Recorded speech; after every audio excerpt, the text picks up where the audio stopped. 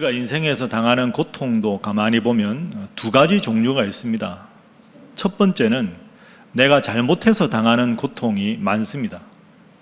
내가 게을러서 공부를 안 해서 시험 점수가 나빠져서 압박을 받는 고통, 내가 누군가에게 거짓말을 해서 그 대가로 나에게 찾아오는 고통, 이런 건 변명의 여지가 없습니다. 내가 잘못했기 때문이죠. 그런데 두 번째 종류의 고통이 있습니다. 그것은 억울하게 당하는 고통입니다. 내가 잘못한 게 없는데 억울하게 나에게 고통이 찾아올 때 참 견디기가 힘듭니다. 답답한 마음이 듭니다. 그런데 여러분, 오늘 본문 말씀 보십시오. 오늘 본문은 예수님께서 산상보훈으로 팔복을 말씀하신 것 중에 8번째 복입니다. 이 8번째 복이 억울하게 당하는 고통, 박해에 대한 그런 복입니다. 그리고 산상보훈의 8가지 복 중에서 무려 3절에 걸쳐서 제일 마지막 이 복을 힘을 주어 강조하고 있습니다. 억울하게 당하는 고통이 왜 복이 될까? 예수님께서 과연 뭐라고 말씀하시는가? 오늘 본문 말씀 10절부터 12절 말씀 제가 다시 한번 읽어보겠습니다. 이를 위하여 박해를 받은 자는 복이 있나니 천국이 그들의 것임이라. 나로 말미암아 너희를 욕하고 박해하고 거짓으로 너희를 거슬러 모든 악한 말을 할 때에는 너희에게 복이 있나니 기뻐하고 즐거워하라. 하늘에서 너희의 상이 큼이라. 너희 전에 있던 선지자들도 이같이 박해하였느니라. 아멘. 박해라는 단어가 나오죠. 여러분, 박해는 고통입니다.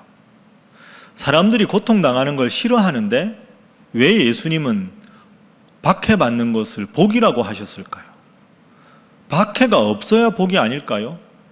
왜 예수님은 박해를 복이라고 말씀하셨을까? 자, 먼저 박해에 대해서 우리가 좀 더 자세하게 살펴보면 박해를 받는다 할 때 박해는 3가지 특성이 있습니다. 원래 오늘 이 본문이 여러분 원래 번역에는 핍박으로 나와 있습니다. 핍박을 받는 자는 복이 있다. 근데 핍박이나 박해나 같은 말인데 핍박이든 박해든 3가지 특성이 있죠. 제일 먼저 첫 번째로 우리가 쉽게 떠올릴 수 있는 특성은 내가 잘못한 게 없는데 억울하게 당하는 고통이 박해입니다. 예를 들면 사도행전 16장에 가보면 그 당시 소아시아 지역에 열심히 사도 바울이 전도를 합니다. 바울과 신라가 함께. 그러다가 웬 귀신 들린 여종 하나가 사도 바울과 신라의 복음 전도 사역을 계속 방해합니다. 그래 참다가 귀신 들린 그 여자아이를 구해주기 위해서 귀신을 쫓아내주고 그 여자아이가 맑은 정신으로 돌아옵니다. 얼마나 잘한 일입니까? 그런데 그 귀신 들린 여종 아이를 데리고 그 귀신의 힘을 빌어서 점을 치던 그 여자아이의 주인 행세하던 사람이 화가 난 겁니다. 이제 정신이 맑아졌으니까 점을 못 친다. 내가 돈벌이가 없어졌다. 이래서 사도 바울과 신라를 모함해서 고소를 합니다. 그래서 바울과 신라가 실컷 매를 맞고 억울하게 감옥에 갇히게 됩니다. 이런 경우가 바로 박해입니다. 잘못한 게 없는데 상을 주지는 못할 망정 억울하게 고통을 받는 경우가 박해지요.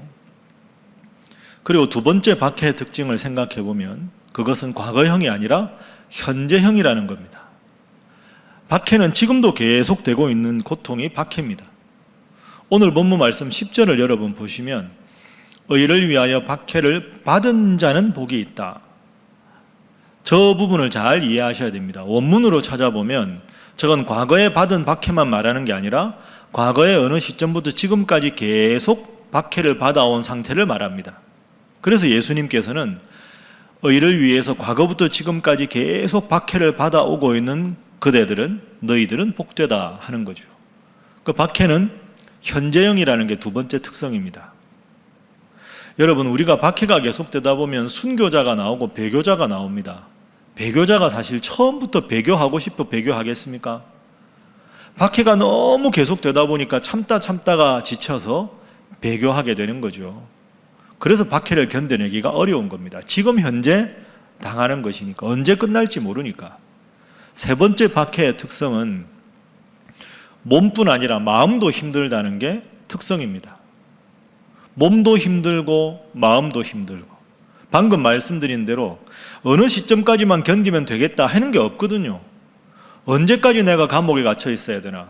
언제 내 억울함이 이제 다 신원이 돼서 석방이 될까? 이 기약이 없습니다. 그러다 보니까 몸도 힘들고 마음도 힘들고, 이게 박해의 세 번째 특성입니다. 자, 그렇다면 억울하게 고통을 당하고 박해가 현재도 계속되고 있고 몸뿐 아니라 마음도 지치는 박해라면 이런 박해 안 받는 게 좋지 않습니까? 이런 박해가 없는 인생이 복된 인생이라 우리가 이렇게 생각하기 쉬운데, 왜 예수님께서는 팔복에서, 그것도 제일 마지막 복에서 박해를 지금 계속 받고 있는 너희들이 복되다, 박해가 이제 없어졌으니 복되다, 내가 없애줄 테니 복될 것이다, 이렇게 말씀하시는 것이 훨씬 더 어울리지 않을까요? 박해를 받고 있는 상황을 왜 예수님은 복되다고 하셨을까? 더군다나 예수님은 사랑이 많으신 분인데 박해를 그만하게 해주셔야 복이 되지 않을까? 우리가 이렇게 생각할 수 있습니다. 그래서 두 번째로 한번 정리합니다. 박해를 받는 자가 복이 있는 이유가 뭐냐? 오늘 본문 말씀을 자세히 읽어보면 내 잘못이 아니라 주님 때문에 받는 고난이라면 주님께서 함께 하시기 때문에 그 박해를 극복할 수 있는 믿음을 주시고 상을 주시기 때문에 박해를 받는 자가 복이 있다 하는 것이지요. 오늘 본문에 속한 이 마태복음은 학자들에 의하면 AD 90년 초반에 쓰여진 책이라 흔히들 이렇게 이야기하고 있습니다. 마태복음에 쓰여진 배경을 잠시 여러분들과 좀 나누겠습니다. 여러분 아시는 대로 역사에 보면 AD 70년에 예루살렘 성전이 회파가 됩니다. 로마군에 의해서. 이게 유대인들에게는 엄청난 큰 상처입니다. 예루살렘 성전은 하나님이 우리와 함께 하신다는 유대교의 심장과 같은데 그게 이방 군인에 의해서 회파가 된 거죠. 그러면서 유대인들 중에 종교 지도자들의 힘이 급속하게 약화가 됩니다. 유대 종교 지도자들 중에 제일 대표적인 사람들이 바리새인 아닙니까? 그래서 AD 90년에 당시 종교 지도자들인 이 바리새인들이 얌니아라는 곳에서 모여서 회의를 합니다. 유대교의 힘이 자꾸 약해지니까 얌니아라는 곳에 모여서 어떻게 하면 유대교를 좀 잘 지켜나갈 수 있을까? 여러분 참고로 유대교와 기독교는 다릅니다. 유대교는 구약 성경만 믿는 게 유대교고 예수님이 구원자라고 구약과 더불어 신약을 믿는 게 우리 기독교 아닙니까? 자, AD 90년이라면 예수님 돌아가신 지 약 60년 정도 됐으니까 초대교회가 부흥하고 있습니다. 예수님의 제자들, 사도들, 그리고 사도 바울의 전도 여행으로 기독교는 점점 부흥하고 있는데 예수님이 구원자라는 걸 부정하는 바리새인들이 주축이 된 유대교들은 힘이 약해지고 있습니다. 거기다가 예루살렘 성전까지 회파가 됐으니 AD 90년에 얌니아에서 이 바리새인들이 모여서 이런 결정을 합니다. 하나님 말씀은 구약 성경만 하나님 말씀이다. 여러분 이게 상당히 중요한 의미가 있습니다. 그 당시에 이미 마가복음도 있었고 바울 서신도 있었는데 유대교 지도자들이 힘이 약해졌지만 그래도 지도자들인데 구약만 하나님 말씀이다 라고 결정한 것이 90년의 얌니아 회의입니다. 그 직후에 마태복음이 쓰여집니다. 그러면 초대교회에 어떤 영향이 있었을까요? 유대인들 중에서 내가 이제 예수님을 구원자로 믿어봐야 되겠다 하고 마음을 열었던 사람들이 움찔하겠지요. 아무리 잘못해도 우리 지도자들인데, 저 사람들이 권위자들인데, 저 사람들이 신약을 부정하고 예수님이 구원자라는 거 부정하니 아유, 나는 그냥 예수님 믿는 거 다음에 생각해 보겠다, 이런 사람들도 생기고요. 그러다 보니까 초대교회가 점점 부담스러워지는 겁니다. 복음 전파도 잘 안 되고 특히 유대인 중에서 개종해서 기독교인 된 사람들 중에서 이제 상당히 부담을 느끼는 사람들이 생겨나기 시작합니다. 그러다 보니까 기독교 세력이 약화가 되는 틈을 타서 기독교에 대한 박해가 점점 더 거세지는 상황입니다. 그 상황에서 마태복음이 쓰여집니다. 그래서 마태복음을 여러분 자세히 읽어보면 마태복음 1장에 족보가 나오지요. 아브라함과 다윗의 직계자손이 예수님이다. 구약의 완성이 신약이다, 이런 뜻입니다. 마태, 마가, 누가, 요한복음 중에서 구약 성경의 인용이 제일 많은 게 마태복음인 이유가 여기 있습니다. 예수님이 이 세상의 구원자로 오실 것은 구약 성경의 약속을 이미 성취하신 분이다. 그래서 구약과 예수님을 끝없이 연결하고 있습니다. 자, 이런 배경에서 오늘 본문을 한번 살펴보겠습니다. 그럼 어떻게 읽을 수 있을까요? 유대교 종교 지도자들이 나를 따르는 너희 기독교인들을 박해하고 점점 힘들게 하고 있구나. 그런데 그럼에도 불구하고 사랑하는 나의 제자들아, 기독교인들아, 너희는 나를 구원자로 믿으니 너희가 설령 나를 따른다고 해서 계속 박해를 받고 있더라도 기뻐하고 즐거워해라. 내가 지금 너희와 함께한다. 내가 너희를 천국으로 인도할 것이다. 하늘에서 너희의 상이 크다. 그리고 너희들 기억해 보아라. 너희 전에 있던 구약의 그 많은 위대한 선지자들, 구약의 그 대단한 명성을 가진 부자들, 임금들의 이름은 다 사려졌지만 하나님을 간절하게 믿고 따르던 구약의 선지자들의 이름은 여전히 기억하고 있지 않느냐. 내가 그 구약의 선지자들의 이름처럼 너희들의 이름도 반드시 기억할 것이다. 그러니 기뻐하고 즐거워하더라. 하늘에서 받는 너희의 상이 크다. 너희 전에 있던 선지자들처럼 너희의 이름을 높여주겠다. 이렇게 주님께서 약속을 하고 계신 것이지요. 박해를 받지만 내가 너를 기억한다. 내가 너와 함께한다. 내가 너를 천국으로 인도할 것이다. 그러니 배교하지 말고 믿음 흔들리지 말고 열심히 신앙생활하라. 이런 뜻입니다. 사랑하는 우리 신일교회 성도 여러분, 여러분은 어떠십니까? 계속 예배당도 못 나오고 믿음이 약해지고 경제적으로도 위축되고 그래서 점점 믿음이 혹시 흔들리십니까? 오늘 이 말씀이 여러분을 향한 하나님의 말씀으로 받으시기를 주님 이름으로 축복합니다. 상황과 관계없이, 여건과 관계없이 주님만 바라보고 주님 잘 믿어서 구약의 선지자들처럼, 이 마태복음의 독자들처럼 여러분도 주님 한 분만 잘 믿어서 주님께 이름이 기억되고 주님께 영광 돌리고 저 천국의 복음을, 저 천국의 복을 다 누리시는 여러분 되시기를 주님 이름으로 축복합니다. 자, 그러면 오늘 본문 말씀을 이런 의미로 우리가 해석하면 이 본문이 오늘 우리에게 주는 중요한 교훈이 있습니다. 참 여러분 힘드시죠? 코로나19가 계속되고 대면 예배가 가능하다고 하는데 또 10%라니까 또 마음이 그렇게 편하지도 않습니다. 참 마음이 무겁기도 하고 또 이 상황에서 어떻게 하는 것이 정말 하나님 원하시는 교회와 성도의 모습인가 여러 가지 생각을 하게 됩니다. 여러분, 제가 여기에 대한 복잡한 논의를 다 두고 바로 이런 질문을 우리가 여러분들과 한번 나누어 보고 싶습니다. 이런 코로나19가 계속되는 상황에서 교회와 성도가 취해야 될 바른 신앙적인 태도는 무엇일까? 우리가 어떻게 이 사태를 바라보고 어떤 마음으로 예배를 드리고 성도답게 신앙생활을 해야 하는가? 이게 제일 중요한 질문이 아니겠습니까? 이 질문에 대해서 제가 여러분들과 지금부터 3가지를 한번 정리를 해보겠습니다. 작년부터 코로나19가 계속되면서 여러분들에게 목회 서신을 통해서 강조한 내용도 있는데 그 중에서 이런 상황에서 꼭 신일교회 성도들이 기억해야 될 3가지 다시 한번 짚어보도록 하겠습니다. 제일 먼저 기억해야 할 것은 우리의 주일 예배가 결코 중단되지 않았다는 겁니다. 지금 우리는 주일 예배를 드리고 있습니다. 주일 예배는 사실 예배당에 모여서 성도들과 함께 예배를 드리는 것이 원칙입니다. 그러나 우리가 지금 처한 엄중한 상황 때문에 예외적으로, 한시적으로, 때로는 영상으로, 때로는 예배당 출석 인원을 제한해서 예배를 드리고 있습니다.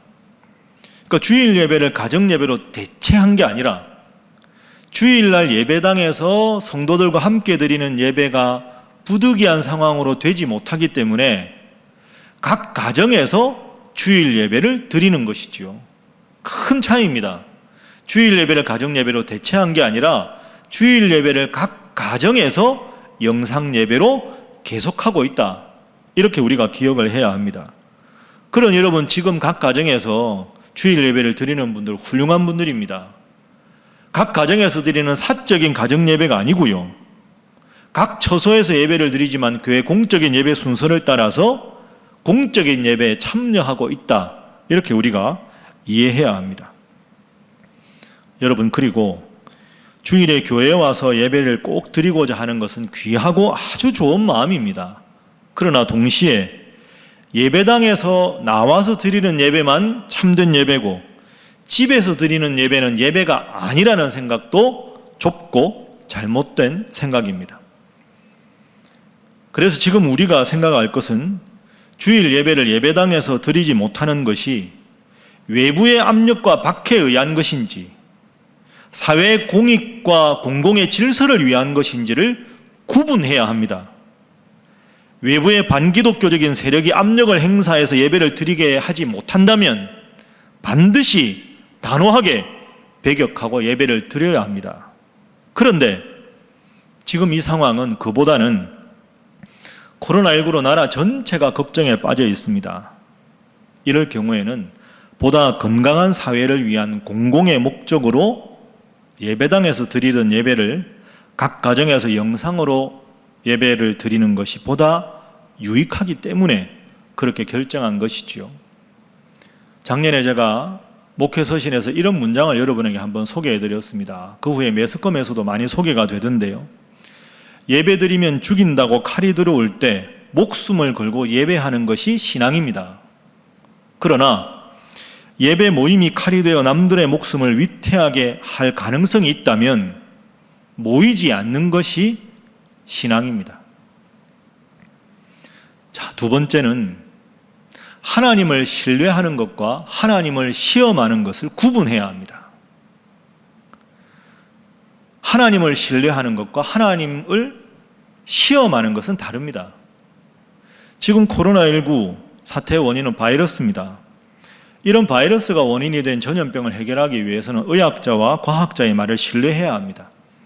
그리고 이렇게 전염병이 돌고 있을 때 사회적 거리두기는 상식입니다. 다른 사람들을 위해서 마스크를 쓰는 것은 신앙인이기 전에 기본적으로 가져야 할 배려와 예의입니다. 1517년 종교개혁을 일으켰던 마르틴 루터는 그로부터 정확하게 10년 후에 1527년에 치명적 흑사병으로부터 도망칠 수 있을 것인가 라는 소책자를 씁니다. 흑사병이 전 독일과 유럽을 강타하고 있는 상황에서 그 당시는 다 하나님 믿는 사람들 아닙니까? 어떤 사람들은 이 병은 하나님이 내린 형벌이다 라고 생각하면서 치료약의 사용도 반대하고 흑사병에 감염된 사람이나 장소를 피하지도 않았습니다. 그렇게 하는 것이 자신들이 믿음 좋은 행동이라고 생각을 한 거지요. 하나님이 함께 하시면 나는 구해줄 거다 이렇게만 생각한 겁니다. 여러분, 그게 바른 신앙일까요? 여기에 대해서 마르틴 루터가 이렇게 말합니다. 집에 불이 났을 때 하나님의 심판이라며 가만히 있어야 하는가? 물에 빠졌을 때 하나님의 심판이라며 익사해야 하는가? 다리가 부러졌을 때 의사의 도움을 받지 말고 저절로 나을 때까지 버텨야 하는가? 이런 것들은 하나님을 신뢰하는 것이 아니라 하나님을 시험하는 것이다. 그러면서 루터가 이렇게 권면합니다. 오늘의 상황과 연결해서 잘 한번 들어보십시오. 약을 먹으라. 집과 마당과 거리를 소독하라. 사람과 장소를 구별하라. 나는 하나님께 자비를 베푸셔서 우리를 지켜달라고 간구할 것이다. 그리고 나는 소독하여 공기를 정화할 것이다. 약을 조제하여 먹을 것이다. 나는 내가 꼭 가야 할 장소나 꼭 만나야 할 사람이 아니라면 피하여 나와 이웃 간의 감염을 예방할 것이다. 혹시라도 나의 무지와 태만 청결하지 않으므로 이웃이 고통을 받아서는 안 되기 때문이다. 그러나 만일 이웃이 나를 필요로 한다면 나는 누구든 어떤 곳이든 마다하지 않고 달려갈 것이다. 그렇습니다. 여러분, 기독교 신앙은 상식을 초월하지만 상식을 거부하지는 않습니다. 지금 우리 신일교회가 주일 예배를 예배당에서 모이지 않고 각 가정에서 영상으로 예배를 드립니다. 그 이유는 하나님에 대한 믿음이 부족하거나 정부의 눈치를 보거나 전염병을 과도하게 두려워하기 때문이 결코 아닙니다. 이 결정은 하나님, 저희는 모일 테니 하나님께서 저희를 지켜주셔야 합니다 하며 하나님을 시험하는 것이 아니라 하나님을 전적으로 신뢰하기에 성도님들과 이웃들을 향해 내린 신앙의 결단인 것입니다. 하나님을 시험하는 것과 하나님을 신뢰하는 것은 구분해야 합니다. 그리고 마지막 세 번째는 교회의 도덕성은 세상보다 더 높아야 한다 하는 것입니다. 최근에 이런 답답한 상황에서 이런 말씀 하시는 분이 많습니다. 왜 자꾸 정부나 방역당국에서는 식당도 놔두고 대중교통 이용하는 사람들도 많은데 그대로 놔두고 일주일에 딱 한 번 1시간 모이는 예배당만 가지고 그러냐? 여러분, 충분히 그렇게 생각할 수도 있습니다. 그러나 여러분, 한편 이런 생각도 해야 합니다. 여러분, 교회는 결코 식당과 동급이 아닙니다. 때로는 교회만 이렇게 예배당 문을 닫고 있는 것 같아 억울한 마음이 드시지요. 충분히 그 마음 저도 공감합니다. 그렇지만 질문을 이렇게 한번 바꿔보겠습니다. 여러분, 교회가 나아야 하겠습니까? 식당이 나아야 하겠습니까? 교회가 식당이나 다른 모임 장소와 수준이 똑같아서야 되겠습니까? 교회는 다른 일반적인 모임이나 그런 곳보다 훨씬 더 높은 도덕성을 가져야 합니다. 왜 그럴까요? 교회이기 때문입니다. 교회 머리는 예수님이십니다. 그리고 예수님께서 십자가에 죽으신 것은 믿음을 가진 우리들만 위한 게 아니라 믿지 않는 분들, 그분들을 위해서도 십자가에 죽으셨습니다. 그래서 그분들 모두를 다 사랑하기 위해서 때로는 좀 힘들고 답답하지만 교회가 더 질서를 잘 지키고 교회가 다소 억울한 일이 있어도 더 엄격하게 사회 질서를 지켜나가야 합니다. 왜 굳이 교회만인가?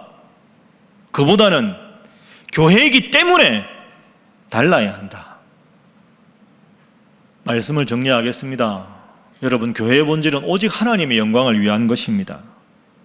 가장 원론적인 것 같지만 교회는 하나님의 영광을 위해서 존재하고, 그리고 또 하나 존재하는 이유는 구원의 방주로 믿지 않는 분들을 주님께로 전도하기 위해서 존재하는 것입니다. 그래서 저는 이렇게 생각합니다. 우리 기독교인들은 항상 교회 밖의 사람들을 구원하기 위해서 교회가 어떻게 해야 하는가를 염두에 두고 늘 기도하고 행동을 해야 합니다. 그래서 이번 코로나19를 겪으면서도 여러 가지를 준비해야 합니다. 우선 코로나19 이후에 변화된 미래를 위해서 준비해야 하고, 또 그동안에 우리가 좀 부족했던 점은 없는지, 소홀했던 점은 없는지 반성도 해야 하고, 또 이럴 때일수록 기도하면서 건강한 교회를 이루도록 모두가 자성과 회개의 계기로 삼아야 합니다. 사랑하는 우리 신일의 성도 여러분, 세상과 교회는 일치될 수 없고 일치되지 않아야 합니다. 우리의 기준은 세상의 법을 지키고 국가를 위해 기도하면서도 삶의 궁극적인 가치를 이 땅이 아니라 성경과 하나님께 두어야 합니다. 어렵고 힘든 길이지만 그래서 우리 기독교인들에게는 하나님의 백성이면서 이 땅 대한민국의 국민이라는 두 가지 정체성을 함께 가지고 있습니다. 이 두 가지를 어느 것도 포기할 수 없기 때문에 사실은 우리의 인생이, 우리의 믿음 생활이 쉽지가 않습니다. 그러나 그럼에도 불구하고 국적이 있는 신앙인이 되어야 합니다. 20세기 가장 위대한 신학자라고 하는 독일의 칼바르트의 말대로 한 손에는 성경을, 한 손에는 신문을, 이 두 가지를 동시에 지니고 보다 하나님을 잘 믿는 신일의 성도들로 동시에 어려움에 찬 이 나라를 위해 눈물로 기도할 수 있는 애국자 그리스도인, 어렵지만 한 손에 성경을, 한 손에 신문을 함께 붙잡고 담대한 믿음의 길 잘 걸어가시는 우리 모든 신일의 성도들이 되시기를 주님 이름으로 부탁합니다.